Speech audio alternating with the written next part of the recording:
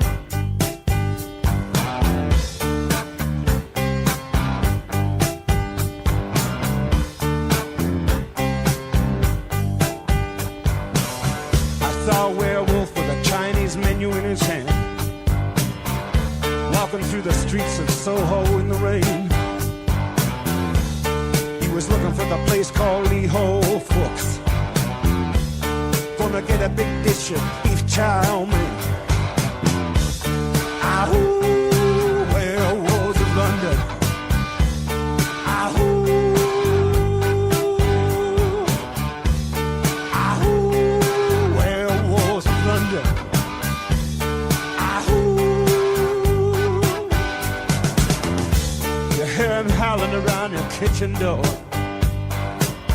You better not let him in. Little old lady got mutilated late last night. Werewolves of London again. Ahoo, werewolves of London. Ahoo, ahoo, werewolves of London.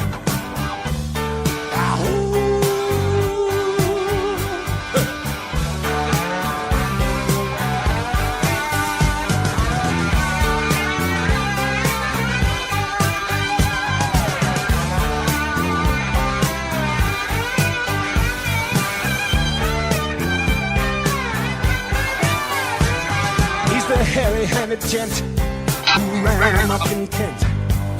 Lately he's been overheard in Mayfair. You better stay away from him. And making him turn to HardwayHQ, the one, the only, cue the music.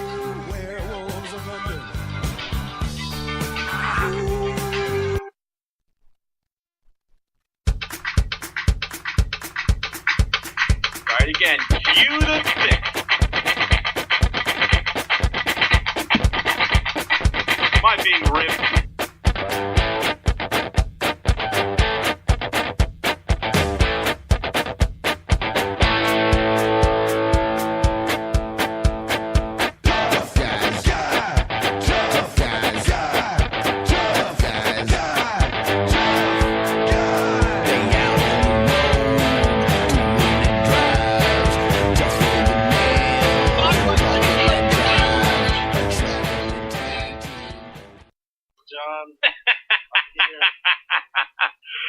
I can't hear the music. Is it, it's Jimmy Flames? Yeah, it's Jimmy Flames, man. Oh, jeez. what a guy.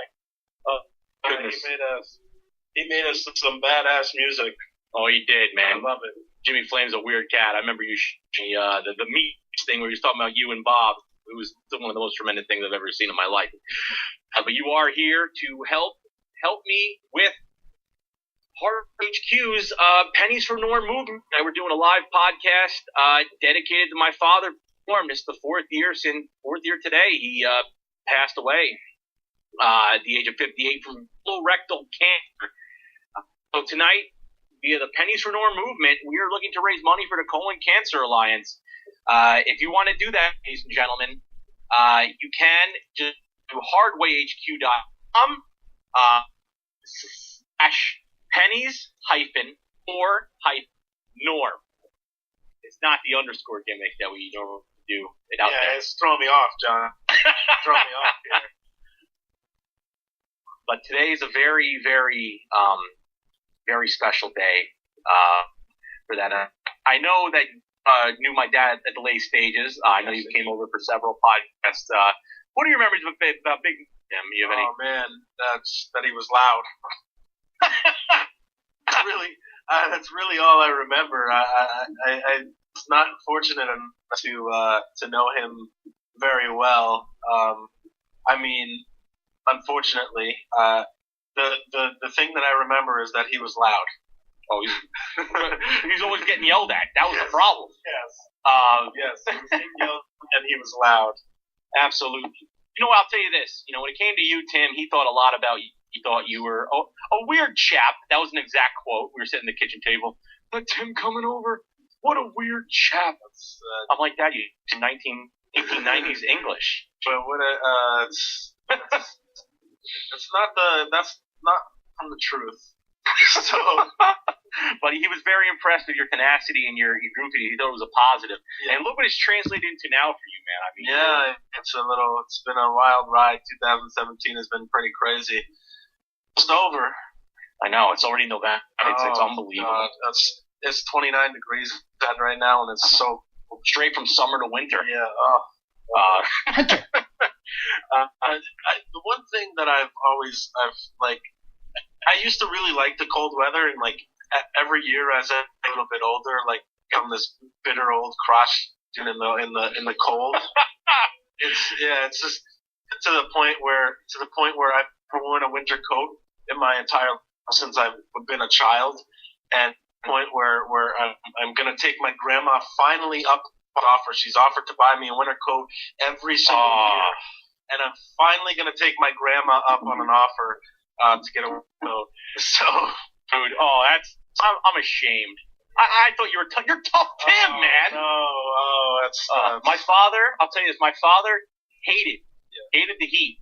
Even though you were at 6'6", he wore his sweet short blue shorts that he used to so tacky with his calves up, which on a 6'6" man was ginormous, just an average thing. But on me, they were like knees, feel like Keith Van Horn. I have to say, I was in Alabama this past weekend, and it was like 90 degrees, and that was a little too extreme.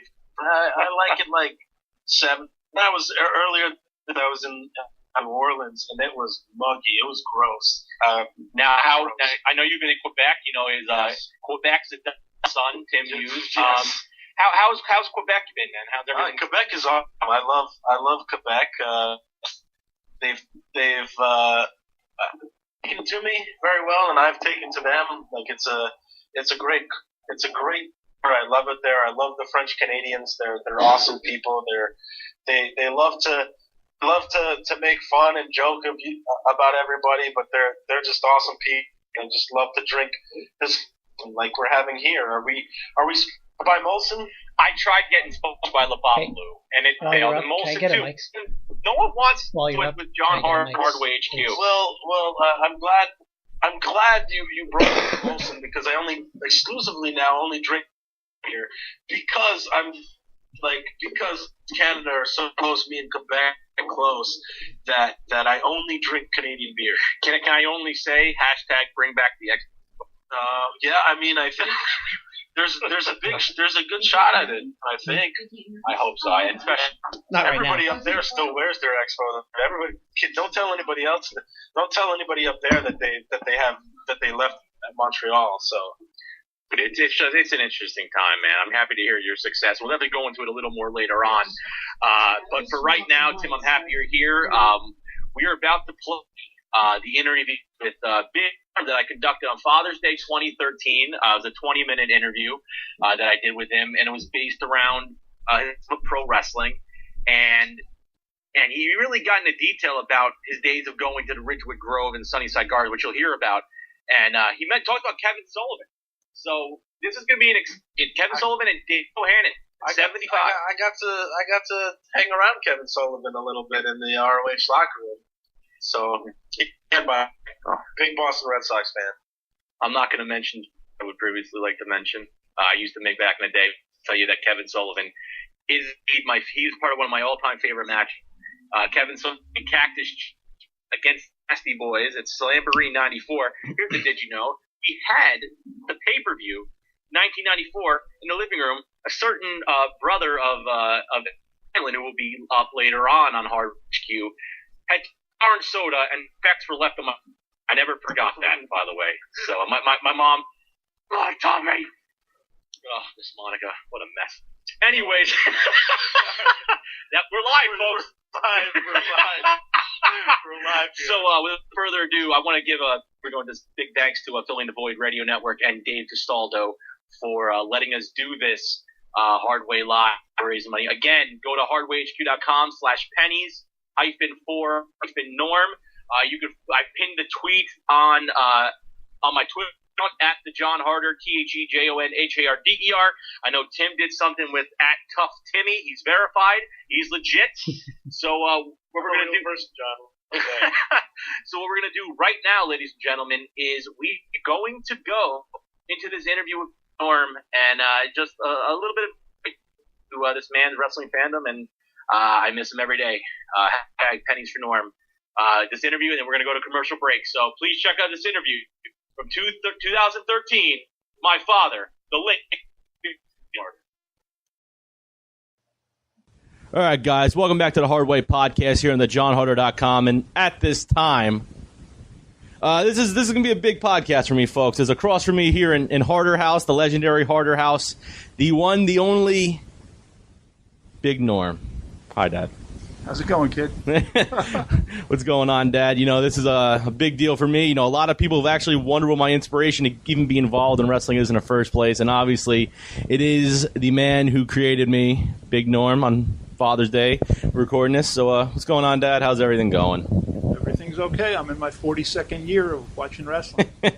Of course, and, you know, my dad is the big reason why I follow wrestling. While I'm in wrestling right now, and you know, my dad's done a lot of been to a lot of shows, has watched a lot of wrestling, and before else, you know, I'm letting you know, B Sizzle's locked in the room, so we have nothing to worry about, Dad. He's stuck in solitary confinement, but thrilled by that. So, you know, Dad, first things first. I mean, what led you to become a fan of pro wrestling? Obviously, Sophomore year in high school, I broke my leg. Broke your leg, broke huh? my leg in the spring, and laying in my room, nothing to watch on a Sunday night, and I'm going through the channels, nothing on the regular channels. Flip over to UHF, and there was WWWF. So Worldwide Wrestling Federation was on back then. On the Spanish channels, yep. It was in English, but it was on the Spanish channel on Sunday nights at 6 o'clock. Well, who's the first guy that you remember from that first ever time watching? First thing I ever remember that got me hooked was a fellow by the name of Handsome Jimmy Valiant breaking the most popular wrestler of the year trophy over the head of Chief Jay Strongbow, and he bled like a pig. Oh, Chief Jay. Chief Jay, did he just leave? Did he leave wrestling? Did he leave the Jets at this point, or was that like just? No, that was Wahoo. That was one thing. Chief Jay. Whoa, that's bad. No, Chief Jay used to be. He's an Italian guy from Brooklyn by the name of Joe Scarpa. That was the first like little bit of inside wrestling stuff that I ever found out. But yeah, that was the first thing. And ever since then, you know, did you? What was your? I'm guessing you've been going to shows for a while. You know, the early '70s, late '60s. First show I ever went to was in '72 at Madison Square Garden, and you guys talk about hardcore wrestling. One of the matches on that show was the Great Gorilla Monsoon against King Curtis. Curtis.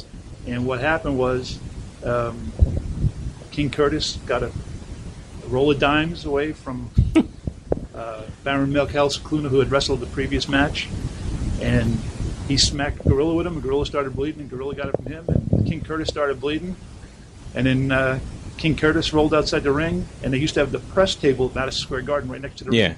And he grabbed a handful of pencils, went in the ring, and carved up Gorilla Monsoon. That was allowed on television back then? No, it wasn't television. That was live. That was live. Did they actually hear that? Gorilla was gigging. It must have hit a vein. And he was bleeding like a pig, and he started going into convulsions, and they stopped the match, and King Curtis won because of blood, and next month he got the match against Pedro Morales, who was the champ. So wow. That was my first live show. Also on that show, the other thing was one of the first matches Bruno Sammartino had back at the Garden after he lost the belt, and the place. I never heard an ovation like that in my life. Who did Bruno lose the belt to the first time? I'm so little. Koloff. Oh, he lost to Ivan Koloff, and then a month later, Pedro won it from him. Okay, so well, I mean, so basically, your first show, you had a monumental first ever show in the Garden. Did you go? Who'd you go with to that show? The landlord of the family house. He was an Italian guy. He used to love Bruno, and he went, and I went with him, and he also. Who else was on that show? Ernie Ladd was on that show. Oh, Big Strongbow, Victor Rivera. Yeah, it was like a triple main event. So Pedro defending the belt, and Gorilla, and then Bruno. Wow. So you've been hooked since early, like late '60s, and ever since then you